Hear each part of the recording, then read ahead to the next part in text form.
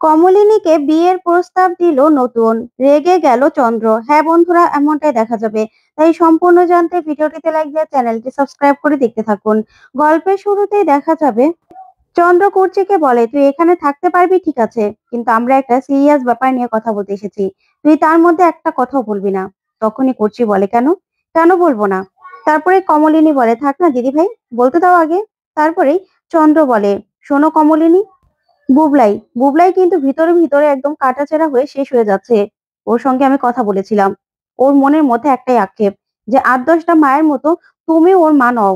বিধবা বিধবা হয়েও তুমি এত কাল পর্যন্ত নতুনের সঙ্গে সম্পর্ক রেখে গেছো। তখনই ঠাম্মি বলে, কি অনাচার, কি অনাচার! এতদিন যাদের বিশ্বাস করেছি তাদের সম্পর্কে কিনা এসব কথা শুনতে হচ্ছে। আমার আর সহ্য হচ্ছে না। তখন কমলিনী বলে, মা আপনার সহ্য নাই হলো, আপনি না হয় এখানে দাঁড়িয়ে এসব কথা নাই বললেন, আপনি না হয় চুপ করেই থাকলেন। তখন ঠাম্মি বলে, কি, তুমি আমাকে এসব কথা বলছো? তখন কমলিনী বলে, হ্যাঁ মা, আপনাকে এসব বলতে হবে না, আর আপনার এসব শুনতেও হবে না। কারণ আমি তো, হ্যাঁ, আমি সম্পর্ক রেখেছি। তাহলে তাহলে কোনো সম্পর্ক সমস্যা আছে? আর তাছাড়া তাছাড়া আমার আমার সম্পর্কে যে এসব কথা আপনারা সবসময় বলেই যাচ্ছেন, তাহলে এখন আর এসব কথা বলে কি হবে? অনাচার, হ্যাঁ অনাচার হয়েছে। তারপরে তারপরে কি তারপরে কি বলতে চান সেটা বলুন। তারপরে দেখা যাবে কুর্চি বলে, শোনো বৌদি, তুমি না ওদের কথায় কিছু মনে করবে না। তারপরে চন্দ্র বলে, শোনো, তুমি নতুনের সঙ্গে এতদিন ধরে অবৈধ সম্পর্ক রেখে গেছো। তাই তুমি তুমি আমার সঙ্গে সম্পর্ক করতে চাইছো না। আমার সঙ্গে তুমি একসঙ্গে থাকতে চাইছো না। আমাকে তুমি ডিভোর্স দিতে চাইছো। সেটা তো আমি বুঝতেই পারছি। সেটা সবাই বুঝতে পারছে। আর তাই তাই আমি এসব কথাগুলো বলতে আজকে বাধ্য হলাম। তখনই কুর্চি বলে, দাদা, এত কাল পর্যন্ত তুমি ব্যভিচার করে গেছো। তুমি অন্য একটা মেয়ের সঙ্গে সংসার করেছো। তোমার এত বড় একটা মেয়ে, তার কোনো কিছু আমাদেরকে জানিয়েছো? জানাওনি তো। তাহলে এসব সবকিছু তো বুঝলাম, কিন্তু তারপরে তারপরে কি বলবে তুমি? তখনই চন্দ্র বলে, দেখো কমলিনী, আমি অনেক খারাপ অবস্থায় আছি।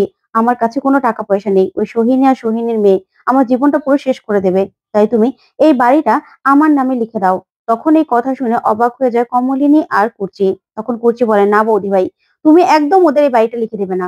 তখন কমলিনী বলে, না, আমি এই বাড়িটা কারো নামে লিখে দেব না।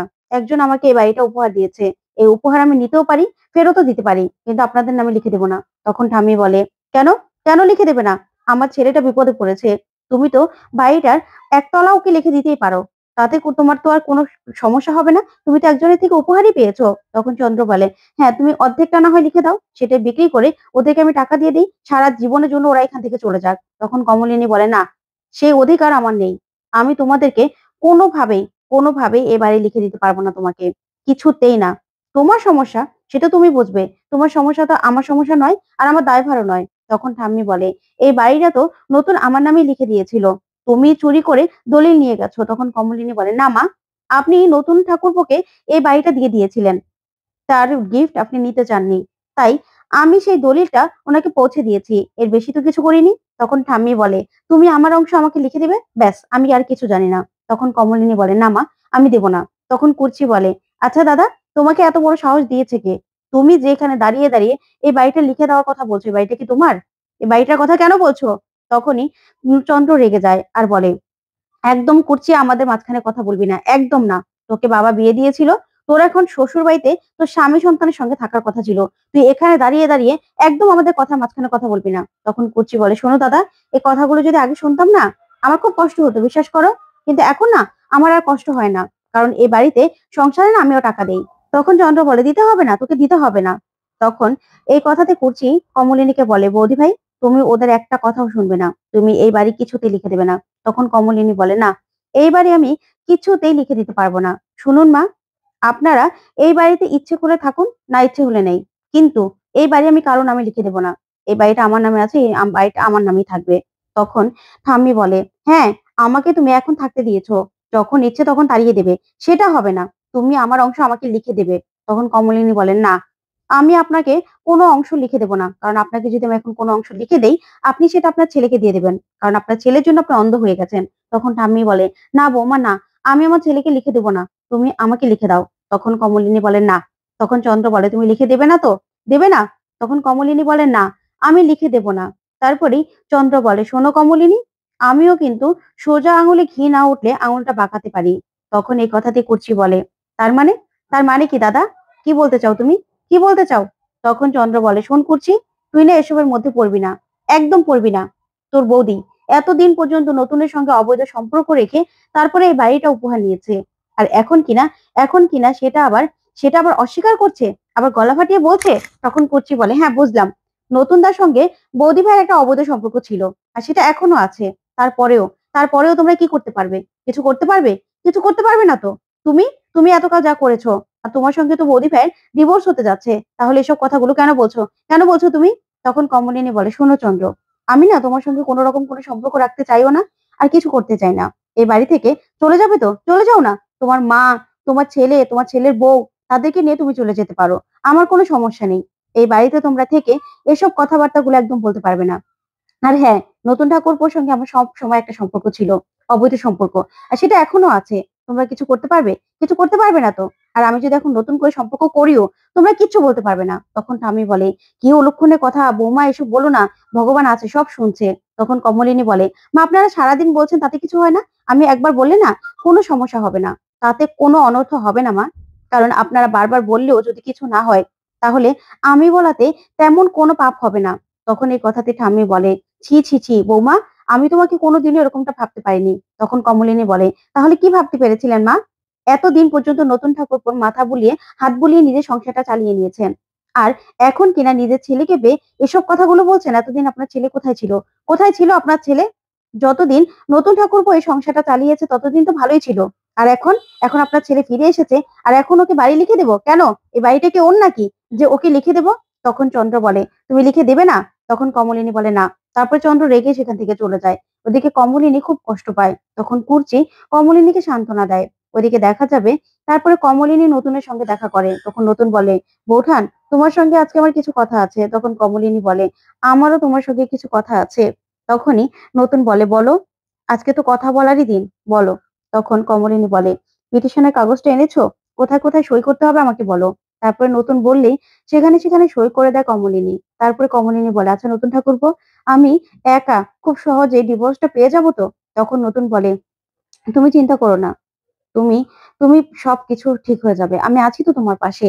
আর কেউ থাকুক বা না থাকুক, আমি তোমার পাশে আছি। আর তাছাড়া বৌঠান, তুমি তো আমাকে রেগে গয়নাগুলো ফেরত দিয়ে এসেছিলে, তাই গয়নাগুলো আমি নিয়ে এসেছি। এগুলো তুমি তোমার কাছেই রাখবে। তখন কমলিনী বলে, না না নতুন ঠাকুরপো, এগুলো না তুমি তোমার কাছেই রাখো। কারণ বাড়ির যা অবস্থা, তুমি তো বুঝতেই পারছো। তখন নতুন বলে, আমার বাড়ির অবস্থা তো আরো খারাপ, সব দিকে খোলামেলা। তাই আমি চাই এই সব কিছু তোমার কাছে থাকুক। তখন কমলিনী বলে, আমার এই দূর অবস্থায় তুমি আমাকে এগুলো ফিরিয়ে দিতে চাইছো, তাই তো? তখন নতুন বলে, এটা কেমন কথা বলছো বৌঠান? আমি তোমার পাশে সব সময় আছি। কেন তোমার পাশে আমি থাকতে পারি না কমলিনী? তখন কমলিনী বলে, তুমি আমাকে মাঝে মাঝে কমলিনী বলে কেন ডাকো? তখন নতুন বলে, আমি তো তোমাকে মনে মনে সবসময় কমলিনী বলে ডাকি, শুধুমাত্র বলতে পারি না, সেটাই মাঝে মাঝে বলি। আচ্ছা, তোমার কি কমলিনী ডাকটা শুনলে অস্বস্তি হয়? তখনই কমলিনী বলে, না, অস্বস্তি হয় না।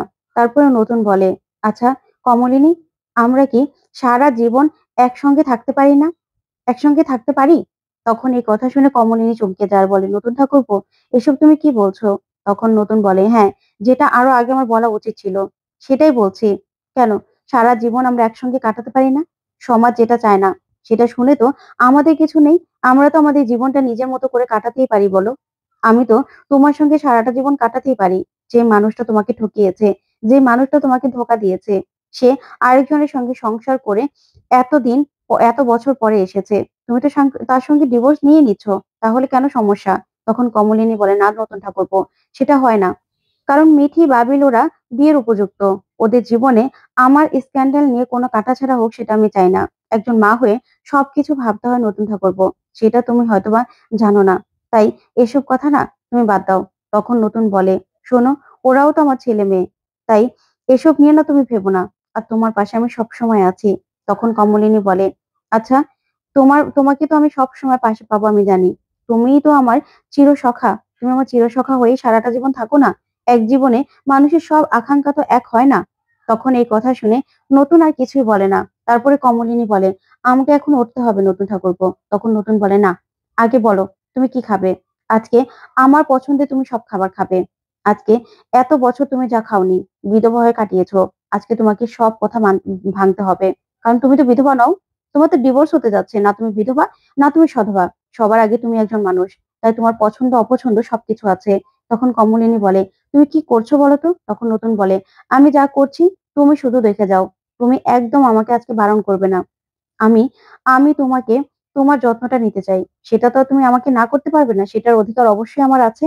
তখন এই কথা শুনে কমলিনী চুপ করে বসে থাকে। তো বন্ধুরা, কেমন লাগলো আজকের আপডেট? কমেন্ট করে জানাবেন।